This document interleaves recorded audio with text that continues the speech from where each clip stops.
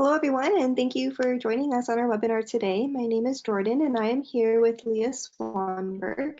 Leia is the founder and CEO of Egg Helpers, and she's going to be leading the webinar today on selecting an egg donor. She has some really helpful information for all of you intended parents. Before Leia gets started, I would just like to tell everyone that we are recording this webinar today, and everyone who is registered will be sent a direct recording by email. We'll also be sharing this webinar on our website, our YouTube, and our Facebook pages. We ask that if you have any questions, to please use the questions tab that is part of GoToWebinar. We'll be taking questions throughout the duration of the webinar, and we will be answering everyone at the end during our live Q&A. I'll pass you over to Leia now. Hi, everyone. It's great to connect with you. Egg Helpers was started out of a deep passion that I had, having been an egg donor and having supported many intended parents through surrogacy who had also had an egg donor through other agencies. And really, I felt a deep calling and connection to start an agency that would not only offer the standard anonymous egg donations that 14 years ago when we got into this world were completely common in almost all of egg donations, to as well offer a known donation process and program, which would be semi-known, so known once the child that you have becomes an adult, or alternatively a known donor who will be connected to you throughout the donation process and as well throughout your child's life. And so with that, we started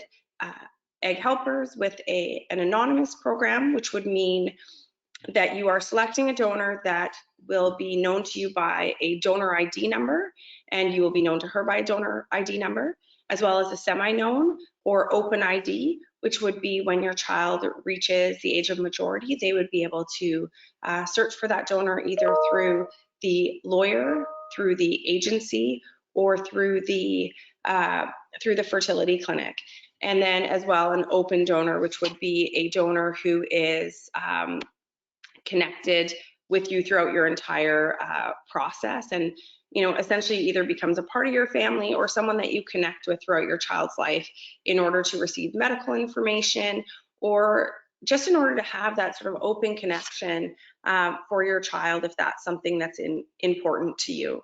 And as much as this webinar is about selecting a donor, I think it's as well very important to talk about selecting egg donation in general.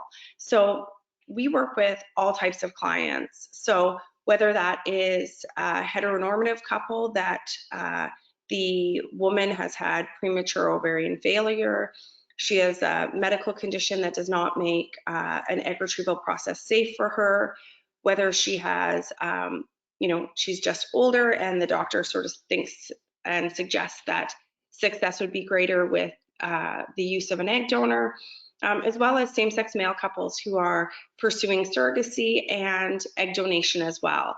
So we work with everyone, and we are just grateful that you are on this webinar to learn about the process and our suggestions on how to select a donor. So even prior to selecting a donor, it's really important to select a fertility clinic who works with egg donors. So while there are fertility clinics, in every major Canadian city, and there are some great options in the US, not all clinics are set up from an infrastructure perspective to work with egg donors. And so for us at Egg Helpers, it's really important that our clients work with clinics that can support the donor. And what that looks like for us is a clinic that has an infrastructure in place to support egg donors. So they have a nurse that will meet with the egg donor, that understands the process of egg donation with a fertile client. Many fertility clinics are quite used to working with the infertile population. However, working with egg donors is quite a unique experience. And so to find a clinic that has a great deal of experience working with these young women, as well a clinic that has an on-staff therapist, that for me is everything. Ensuring that while your donor is participating in the process, if she has any questions around the psychosocial process, If she struggles with medication, if she is going through this process and it's going well, but maybe she has a comment from a family member or a friend, and she just needs to talk through that with someone, it's really important to us that the clinic that we pair her with, through pairing her with you as intended parents, that they have that support in their clinic on a full-time basis, and that egg donor can be squeezed in for an appointment that day to discuss it. Also for us, we see success in duplication. So clinics that offer a full and large and busy egg donor program, for us, that's so important, because that means that the clinic has done this over and over, and they understand how to work with egg donors, how to ensure that you're getting the most eggs, how to balance that with your egg donor's health and safety while she's taking these medications and while she goes through the retrieval process. And so we really do a lot of that balancing. So a big part of our job in terms of selecting an egg donor is also selecting or helping you select a fertility clinic, if you don't already have one, that really does support our model of care, not only for you, but as well for egg donors. So once we have the clinic in place, then we're going to suggest you talk to a lawyer.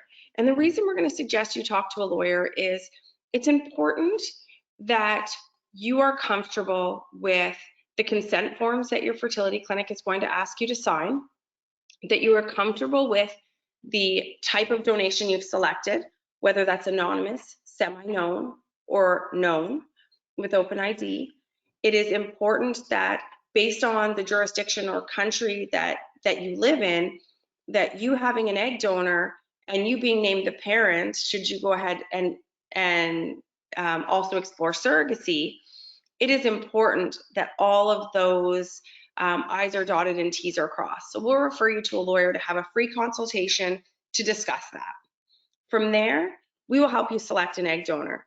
And so for many people, they aren't sure, what am I looking for? I'm looking through this database of hundreds of women, and aside from someone who kind of sort of looks like me, what else is there? And so here's what else there is, really importantly. There is health history. You will be able to view on our database, and I believe on every, egg donor agency database, you will be able to discover information about the donor's health history. You'll be able to see if she's donated previously and what the results of that donation were. You'll be able to see into her life in terms of some photos of her, maybe as an adult and maybe some as a child. You'll be able to see what her hobbies are, and maybe what her likes and dislikes, and you will hopefully have a full picture of who this woman is. Is she a university student? Is she a mom? Is she someone who comes to this process because they're fascinated by the science? What brought them to egg donation? All of those things are really important questions. And any donor that you would select with our agency, and and I believe with most agencies, they would have been screened by your fertility clinic already. And if you are working with a clinic who has either a guaranteed package or programs associated with the donor's past success or test results, you'll be able to receive that information from our team. And so it's important that you ask those questions. And those questions would be, I viewed the donor's health history. Is there anything else I should know? The donor lives outside of the area in which my clinic is located. Is she able to travel? If not, should I select a different clinic because I just really want to work with this donor? Thirdly, I've had a look at her photos, and we look similar. It looks like the pictures are kind of heavily filtered, as many young people do today. Does she have any more natural photos? And then finally, on her application or on her profile, it says she'd like to be anonymous. It's super important that we know our donor. Is she willing to be known? And any agency is going to go back to the donor and say, hey, these people would like to work with you, but they'd like to know you. And, be prepared for the answer and be prepared to shift your perspective if she comes back and says, you know what, I really want to enter into this process, but currently where my life is today, I'm not willing to be known, but I may be willing to be known with open ID in the future. And so really sort of thinking those things through, is really important. We get these questions every once in a while, like, hey, Leah, I'm a PhD. I really want a smarty pants donor, who checks all these boxes. And what's really important to know about, the highly educated donors is they're amazing. They're great people who have committed to education as a cornerstone in their life. What else is important to know is that when you look at a donor's profile and she's 23 and has 3 children, it's not that she isn't a smarty pants. It's not that she isn't highly intelligent. It's that she chose to begin her family early on. And so that took precedent over education. And maybe she's going to go back to school later. Maybe she's not. But knowing that the women who participate in our program are amazing women, whether they are highly educated or not, whether they are, moms yet or not. So as you make your checklist, and I do suggest every intended parent or parents, to make a checklist. I also suggest if you are part of a couple, both of you to log into a donor database and select your top 5 donors. Come back together that evening or the next day and compare notes.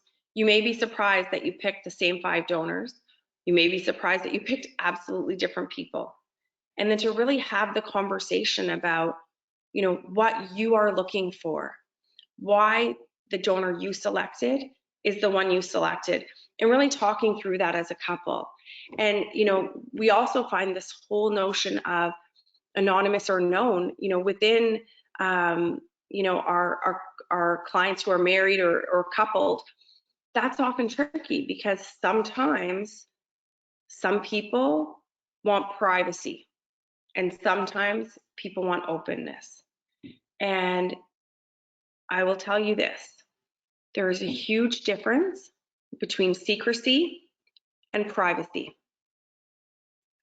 This story is a story that you will either share with your child or not. The research out right now says share this with your child, share it early on. It's just a piece of their story and it's not a big deal. With Ancestry.com, 23andMe, there really is no such thing as anonymity anymore. There's anonymity today when you're going through this process and you have an infant. But when that infant grows up and logs on to one of these databases and wants to find their family, cousins, aunts, uncles, they may find out this information. And wouldn't it be great for your child to know this information all along? And whether that means it's a known donation or anonymous is different. But whether it is a private family matter or whether it is a secret are 2 different things. And so as you are going through the egg donor process and you're likely talking to a therapist at the clinic and getting some feedback around that, really asking the question and asking the question of one another. And sometimes it's a tough conversation. So I often say to people, if you ask your partner about anonymous versus known and you're on 2 sides of it, maybe to take that conversation out of a conversation, write the letter. Whether you give it to them or not, write the letter about why your desire is that this be a known donation, why your desire is that this be an anonymous donation, and share that with your partner. And, that may soften them a little bit. I know for myself, having donated several times, I've been a part of known donations, I've been a part of anonymous donations, and for me, it didn't matter. I was there to show up for these people and help them become parents. And so I really took their lead on it. So again, if you see a donor that you really like, but she doesn't share the same value as you around being a known or an anonymous donor, reach out to your agency. You know, you're simply asking a question, and whether that answer is, you know, yes, I'd love to donate in the way that you're comfortable, or no, either way, you will have an answer and be able to decide as a couple, or if you're on your own, you'll be able to decide whether or not that's a fit for you. I don't believe I have any other items that I would like to go over, but if there are any questions, Jordan, do we have any questions? I have one that was sent to me by email, but I'm not sure if you have anything as well on your end.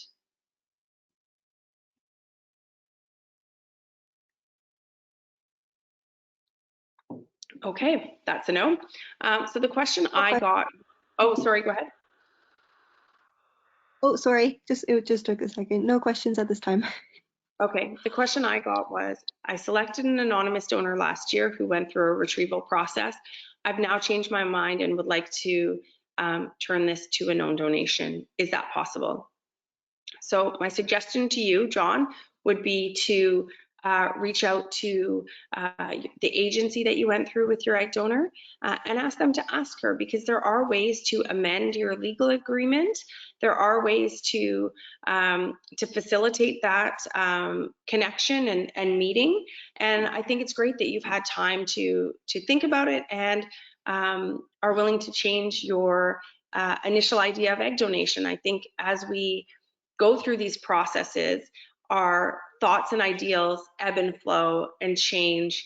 And I know for many people, when we see or when we meet our child, that can change for us. So please reach out to your agency. If you didn't have an agency, please reach out to your fertility clinic or lawyer. They will be able to make the connection to the donor that you worked with in order to change that, and or hopefully change that, if she's willing, from anonymous to known. So thank you so much. And everyone that's on this webinar, thank you so much for attending. If you have questions you'd like to message us, please feel free to email me. I would love to connect with you and share with you even more so about egg donation and how our passion in this industry will be translated into helping you find a fantastic young woman to realize your dreams of parenthood. So again, thank you so much.